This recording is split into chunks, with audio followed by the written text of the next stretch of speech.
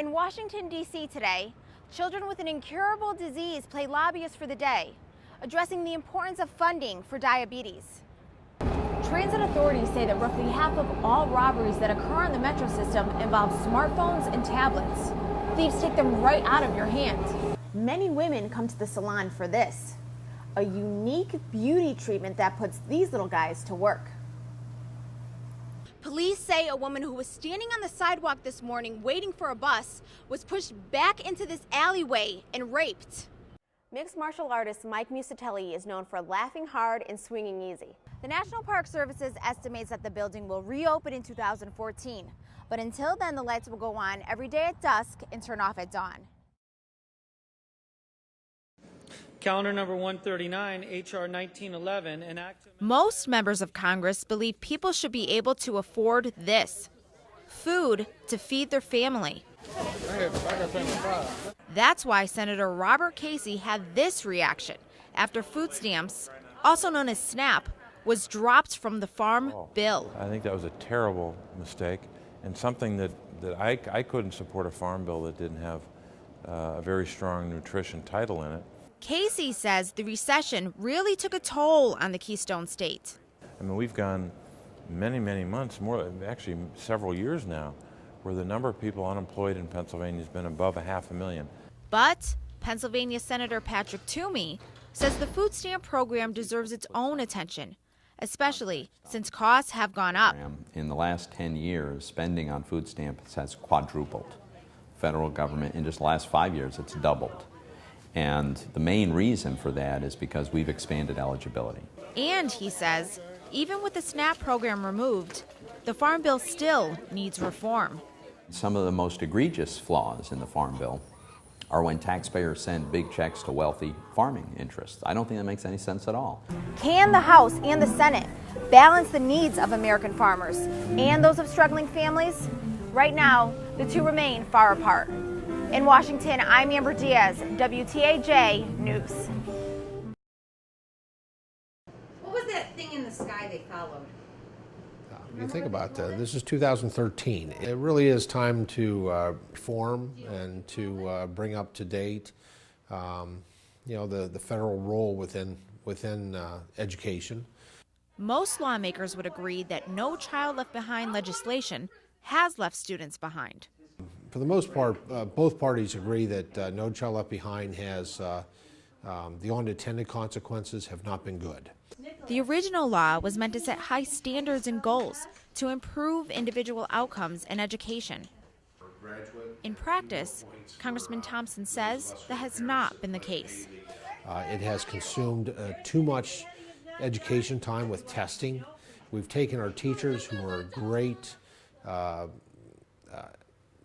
they're experienced, they're dedicated to what they do. We've made them into great test proctors. Congressman Thompson says one of the greater myths of the No Child Left Behind law is that each student, when they graduate from high school, will go on to earn a 4-year college degree. Lawmakers from both houses are trying to scrap the old law and write a new one, taking responsibility from the federal government and giving it to the states to monitor testing and academic achievement. Senator Robert Casey says efforts to rework the law are a step in the right direction. I think it has a number of really positive features to it on growth rates and making sure that that's accounted for, on having a broader perspective on a more well-rounded education. Senators hope they can reach a compromise before their summer recess begins next week. In Washington, I'm Amber Diaz, WTAJ News. Dedicated, focused goofball. In this upright wooden chair with a cat in my lap. I'm like, so I just want a dish. Let's just talk it out. Be related to somebody like that, I'm behind him 100%. Ladies and gentlemen, Bellator Fighting Championships tonight from the Ryan Center here on the campus of the University of Rhode Island. Like when you hear that big metal gate swing shut and you hear them bolt it shut and you realize, well, now I am locked in a cage with another man that would just as soon kill me if the ref wasn't here, you know? It's terrifying. It's a weird experience. Fighting out of Syracuse, New York, crazy Mike Musatelli. The head instructor, Ken Cronenberg, Just out of one day, it's like, all right, not Mike Spooches, but Crazy Mike. And I was like, why am I Crazy Mike? But I think it's just because I'm really high intensity. I'm kind of goofy. I'm kind of a 6-year-old. You know, I play video games and eat cereal. And I don't think people are used to seeing someone that's like 6'5" with a deep voice that punches people for a living, just being a goofball. So they just call it Crazy. That looks like what he's got. Nice takedown. We had a lot of Mikes at the time, and we'd say, Mike did this, and people would say, which Mike? Oh, Crazy Mike. And now he's actually just the opposite. His technique, he's very technical in his striking and his grappling. I think he's got a good future. I had kind of cut off all my friends, really, I guess, because a lot of them had regressed, and a lot of them weren't going to help me move forward with my life. Mostly, though, the biggest problem was the drinking. It was wake up at, noon, cut class, be drunk by 2, stay drunk until you pass out at night. He started with the capoeira.